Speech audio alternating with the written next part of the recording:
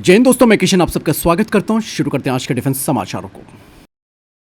दोस्तों, भारतीय सेना को मिल गया है एक नया कामिकेजी ड्रोन और इस ड्रोन को स्पेशली बनाया है हमारी भारतीय कंपनी यानी कि भारतीय डिफेंस कंपनी SMPP ने। बताया जा रहा है कि इस कंपनी के द्वारा बनाया गया कामिकेजी ड्रोन जिसका नाम अग्निवेग है, इसकी 106 यूनिट्स इंडियन आर्मी को दी गई हैं। सबसे बड़ी बात यह है कि ये जो लॉइटरिंग म्यूनिशन है वो जेट बेस्ड कामिकेजी ड्रोन है। आपको मैं बता दूं कि इसे शामिल करने से पहले इसके काफी टेस्ट किए गए थे जिसमें कि इसने अपना शानदार प्रदर्शन दिया और इस कामिकेजी ड्रोन ने हैवी जैमिंग और GPS स्पूफिंग वाले माहौल में भी 5 मीटर से कम की सटीकता के साथ अपने टारगेट को निशाना बनाया। बता दें कि 180 किलोमीटर की ऑपरेशनल रेंज वाला ये सिस्टम दुश्मन के महत्वपूर्ण ठिकानों को खत्म कर सकता है। SMPP के CEO आशीष कंसल जी ने कहा कि अग्निवेग हमारे कन्वेंशनल तोपखाने और लंबी दूरी की यानी कि लॉन्ग रेंज मिसाइलों के बीच मौजूदा क्षमता की कमी को पूरा करेगा और हमारे कमांडरों को एक नया प्रिसीजन स्ट्राइक ऑप्शन भी देगा। वहीं दोस्तों, सुबह से खबर चल रही है कि भारत अब अग्नि 6 मिसाइल का परीक्षण करने वाला है और इवन आपने देखा होगा कि DRDO के चीफ ने एक बात भी कही थी आज से कुछ महीनों पहले कि भाई अगर सरकार हमें अनुमति देगी तो हम अग्नि 6 को भी तैयार कर लेंगे। आपको बता दो कि आज कुछ सुरक्षा कारणों की वजह से 11,442 लोगों और उनके जो पशु हैं उनको टेम्परेरी शिविरों में स्थानांतरित कर दिया गया है। इवन बताया जा रहा है कि शायद भारत एक बड़ा मिसाइल परीक्षण करने वाला है। वहीं दूसरी तरफ सोशल मीडिया पर तो ये खबर शुरू हो गई कि भारत ने अब अपनी नेक्स्ट जनरेशन की इंटरकॉन्टिनेंटल बैलिस्टिक मिसाइल अग्नि 6 तैयार कर ली है जिसका परीक्षण होने वाला है। अग्नि 6 की बात की जाए तो दोस्तों ये भारत की सबसे एडवांस स्ट्रैटेजिक मिसाइलों में से एक है। इसकी रेंज 8,000 से 12,000 किलोमीटर तक बताई जाती है। इवन ये MIRV टेक्नोलॉजी से लैस होगी। मैं आपको बता दूं कि DRDO या फिर रक्षा मंत्रालय ने कोई ऑफिशियल स्टेटमेंट तो जारी किया नहीं है अग्नि 6 के बारे में, लेकिन यहीं से कहानी काफ़ी इंटरेस्टिंग हो जाती है। एक्सपर्ट्स का कहना है कि चांदीपुर का लॉन्च कॉम्प्लेक्स 3 आमतौर पर छोटी और मीडियम रेंज की मिसाइलों के परीक्षण के लिए इस्तेमाल होता है, जबकि लंबी दूरी की जो अग्नि 5 कैटेगरी की मिसाइलें हैं उनका परीक्षण आमतौर पर ओडिशा के अब्दुल कलाम द्वीप से किया जाता है। और साथ ही जो नोट ऑफ वार्निंग इशू किया गया था उसमें जो डिस्टेंस है यानी कि डेजिग्नेटेड जो एरिया है वो काफ़ी कम है, जो बताता है कि ये अग्नि 6 की उड़ान नहीं हो सकती है। और दोस्तों, मैं आपको बता दूं कि DRDO ज़्यादातर चीज़ें तभी बताता है जब परीक्षण उनका सफल हो जाता है, तभी खबरें सामने आती है। फिलहाल सोशल मीडिया पर जिस तरीके से जानकारी चल रही है वो केवल एक अनुमान हो सकता है, कोई ऑफिशियल पुष्टि नहीं है। ऐसे में ये भी आप समझ सकते हैं कि भारत शायद अग्नि 5 के नए वेरिएंट का परीक्षण कर रहा है या फिर कोई और नई मिसाइल आने वाली है। लेट्स सी दोस्तों, फाइनल स्टेटमेंट DRDO की तरफ से जब आएगा तभी हम इस खबर की पुष्टि करेंगे। वहीं दोस्तों, तेजस मार्क 1 फाइटर जेट से जुड़ा एक गंभीर मामला सामने आ गया है। बताया जा रहा है कि HAL ने हैदराबाद की कंपनी टेक एरो सर्विसेज के खिलाफ शिकायत दर्ज कराई है। इवन आरोप ये लगाया गया है कि इस कंपनी ने तेजस प्रोग्राम के लिए एयरक्राफ्ट के पुर्जों की आपूर्ति के दौरान फर्जी टेस्ट रिपोर्ट जमा कर दी। HAL ने कहा कि 2022 में जारी खरीद आदेशों के तहत सप्लायर को अलग अलग एयरक्राफ्ट के कंपोनेंट्स के निर्माण की मंजूरी दी गई थी, जो कि अक्सर तभी दी जाती है जब कंपनी पूरी तरीके से सक्षम हो। इवन उस दौरान जो नियम रखे गए थे HAL के द्वारा उसमें कहा गया था कि हर बैच के साथ जो ओरिजिनल क्वालिटी टेस्टिंग है उसकी रिपोर्ट भी आपको देनी होगी। लेकिन बाद में जब जांच की गई तो पता चला कि फरवरी से सितंबर 2023 के बीच जो जमा की गई 199 टेस्ट रिपोर्ट थी वो संदिग्ध थी। अब ऐसे में HAL ने जब अपनी खुद की एजेंसी से जांच कराया या सत्यापन जिसे कहते हैं वैलिडेशन कराया तो पता चला कि ये सब कुछ फर्जी हो रहा है, जिसमें कि इवन जो साइन थे वो भी गलत तरीके से इस्तेमाल किए गए थे। अब यहाँ पर HAL ने इस कंपनी को मार्च 2027 तक ब्लैकलिस्ट कर दिया गया और अब ये मामला आपराधिक जांच तक पहुंच गया। मैं आपको बता दूं दोस्तों, ये एक सप्लायर की धोखाधड़ी का मामला नहीं है, आप समझ लो इस बात को, बल्कि ये हमारी डिफेंस प्रोडक्शन प्रणाली के लिए एक बहुत बड़ी चेतावनी भी है। भले ही यहाँ पर HAL की ऑडिट टीम ने इस फर्जीवाड़े को पकड़ लिया, जिससे कि HAL ने इन्हें पैसा देने से रोक दिया और एक बड़ा नुकसान होते होते बच गया। इवन अब दोषी पाए जाने वाले सप्लायर को ब्लैकलिस्ट भी कर दिया गया, कानूनी कार्रवाई उस पर शुरू हो जाएगी। अब यहाँ पर टेंशन वाली बात तो ये कि भाई अगर 199 रिपोर्ट फर्जी थी तो इसे इतनी देरी में क्यों पकड़ा गया भाई, उसी टाइम क्यों नहीं पकड़ पाए। ऐसे में एक बात और सामने आ रही है दोस्तों, क्या जो हमारी दूसरी डिफेंस परियोजनाएं चल रही हैं उसमें भी इसी तरीके की कमजोरियां हो सकती हैं। वैसे ऑलरेडी तेजस मार्क 1 प्रोग्राम इंजन की सप्लाई की वजह से देरी से चल रहा है। ऐसे में अब ये क्वालिटी वाला मामला सामने आ गया है तो फिर आप ये समझो कि बहुत बड़ी दिक्कत हो सकती है हमारे लिए आगे। आपको क्या लगता है इस बारे में कमेंट सेक्शन में लिखकर बताएगा।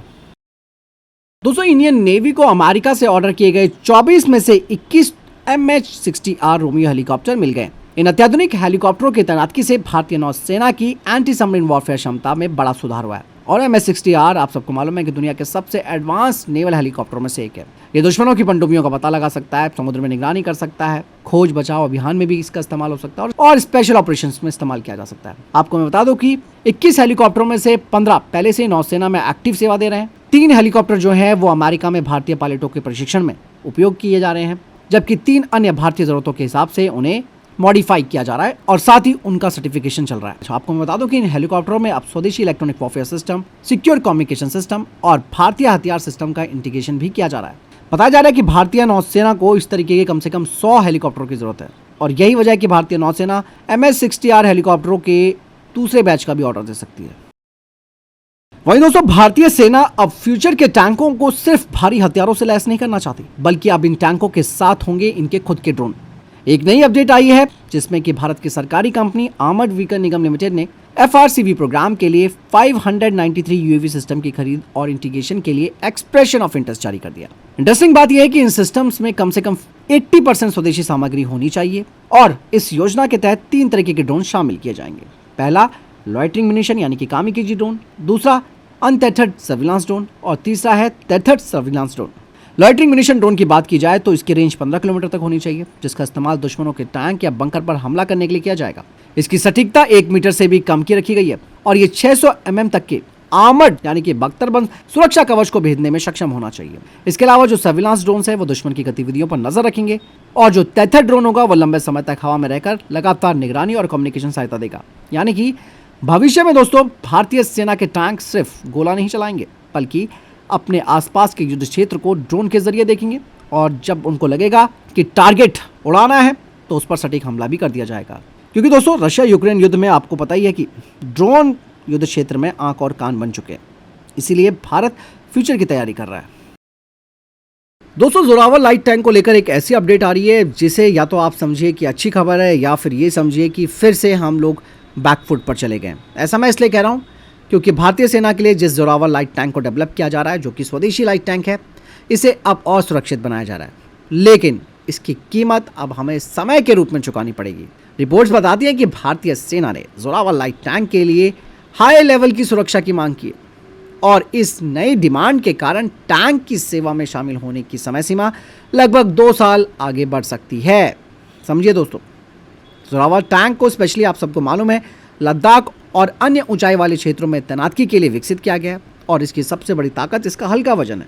साथ ही ये कठिन पहाड़ी इलाकों में तेजी से ऑपरेट हो सकता है। वर्तमान का डिजाइन लगभग 25 टन वजन सीमा के अंदर रखा गया है और ये टैंक लेवल 4 की सुरक्षा प्रदान करता है, जिससे कि हैवी मशीन गन फायर, तोपखाने के छर्रे और लिमिटेड जो माइन धमाके हैं उनसे सुरक्षा मिलती है। लेकिन अब सेना चाहती है कि इसकी सुरक्षा और बेहतर हो। अब चैलेंज तो ये है कि अगर आप इसमें अधिक आर्मर जोड़ेंगे तो वजन बढ़ जाएगा और वजन बढ़ने से पहाड़ों में इसकी मोबिलिटी प्रभावित हो सकती है। इसलिए DRDO और जो इंडस्ट्रियल पार्टनर्स हैं उनके साथ एक सॉल्यूशन डेवलप किया जा रहा है जो कि टैंक को अधिक सुरक्षित भी बनाएगा और उसका वजन भी कंट्रोल में रहेगा। अब मैं आपको एक चीज़ बता दूं दोस्तों, रशिया यूक्रेन की जंग का मैं फिर से एग्जांपल लेना चाहूँगा। भैया इन्होंने साबित कर दिया है कि भैया टैंक युद्ध में अब प्रभावी नहीं है, क्योंकि हमेशा चाहे कितना भी मॉडर्न टैंक क्यों ना हो, उसे ड्रोन, एंटी टैंक मिसाइलों और टॉप अटैक हथियारों से हमेशा खतरा रहता है। ऐसे में अगर आप और सुरक्षा की मांग करेंगे तो आप समझिए कि समय पर हमें चीज़ डिलीवर नहीं होगी। जोरावर की तैनाती जिसे हम 2027 से डिप्लॉय करने का विचार कर रहे थे वो अब 2029 तक पहुंच जाएगी। फिलहाल दोस्तों, मैं आपसे पूछना चाहूँगा कि भाई जोरावर में जो सुरक्षा का स्तर है उसे इतना बढ़ाना क्या ज़रूरी है? क्या मानते हैं थोड़ा बहुत ज़रूरी हो सकता है, लेकिन फिर भी दोस्तों टैंक का सही समय पर रोल आउट होना ज़रूरी है, डिप्लॉयमेंट होनी ज़रूरी है। बाद में आप उसमें काम कर सकते हैं, बट आप अगर पहले से ही इसकी सुरक्षा लेवल पर ही काम करते रहेंगे तो बाकी जो चीज़ें हैं वो कमज़ोर पड़ जाएंगी। वही स्वीडन की डिफेंस कंपनी साब एक बार फिर से भारत को अपना ग्रिपेन ई फाइटर जेट की पेशकश कर रही है। अब कंपनी ने दावा किया है कि भारत को केवल एयरक्राफ्ट वो नहीं बेचना चाहते, बल्कि पूरी टेक्नोलॉजी, प्रोडक्शन क्षमता और भविष्य के अपग्रेड की क्षमता भी भारत में स्थापित करना चाहते हैं। साहब ने कहा कि अगर ये समझौता पूरा होता है तो पहला ग्रिपेन ई कॉन्ट्रैक्ट पर साइन होने के लगभग 3 साल के अंदर भारत को मिल जाएगा। ग्रिपेन ई दोस्तों बहुत अच्छा फाइटर जेट है, नो डाउट। ये एक मल्टी रोल फाइटर जेट है जिसमें कि advance radar, electronic warfare system, network centric युद्ध क्षमता और मॉडर्न एविनिक्स शामिल किए गए। कंपनी ने कहा कि उनका मॉडल प्रोड्यूस, मेंटेन, डिजाइन और अपग्रेड इन इंडिया पर बेस्ड है, जो कि आत्मनिर्भर भारत के लक्ष्य के अनुरूप ही उन्होंने ऑफर किया। कंपनी ने कहा कि भाई अगर भारत उनके इस ऑफर को एक्सेप्ट कर लेता है तो भारत केवल एयरक्राफ्ट का खरीदार नहीं बनेगा, बल्कि ग्रिपेन के प्रोडक्शन और भविष्य के डेवलपमेंट का एक क्षेत्रीय यानी कि रीजनल सेंटर भी बन सकता है। यहाँ पर मतलब साफ है कि ग्रिपेन ई की जो सबसे बड़ी ताकत है वो केवल एक एयरक्राफ्ट की नहीं है, बल्कि उसकी पूरी टेक्नोलॉजी ट्रांसफ़र पैकेज की है। क्योंकि अक्सर कई देश इस तरीके की टेक्नोलॉजी शेयर करने से बचते हैं, लेकिन साफ लंबे समय से भारत को टेक्नोलॉजी ट्रांसफ़र पैकेज का ऑफर कर रहा है। अब यहाँ पर दोस्तों भारत ऑलरेडी अपने प्रोग्राम्स पर काम कर रहा है जो कि बहुत लेट हो चुके हैं, और ऐसे में हम लगातार विदेशी प्लेटफॉर्म पर तो अपनी निर्भरता नहीं रख सकते ना। ग्रिपेन ई की एक चीज़ तो है, इसकी ऑपरेशनल लागत भी काफ़ी कम है, तेज़ी से इसे डिलीवर वो लोग कर सकते हैं, TOT भारत को मिल रहा है, भारतीय इंडस्ट्रीज़ को भी फ़ायदा होगा, और सबसे बड़ी बात है इसमें मॉडर्न सेंसर्स और नेटवर्क सेंट्रिक की क्षमता भी है। बट यहाँ पर प्रॉब्लम पता क्या है, प्रॉब्लम भी आप समझ लो, क्योंकि ये फाइटर जेट भले ही साहब ने तैयार किया है, लेकिन इसका इंजन और कई जो मेन सिस्टम्स हैं वो अभी भी विदेशियों के हैं, और इंडियन एयरफोर्स में अब कोई नए टाइप के एयरक्राफ्ट की एंट्री लगभग बैन हो चुकी है।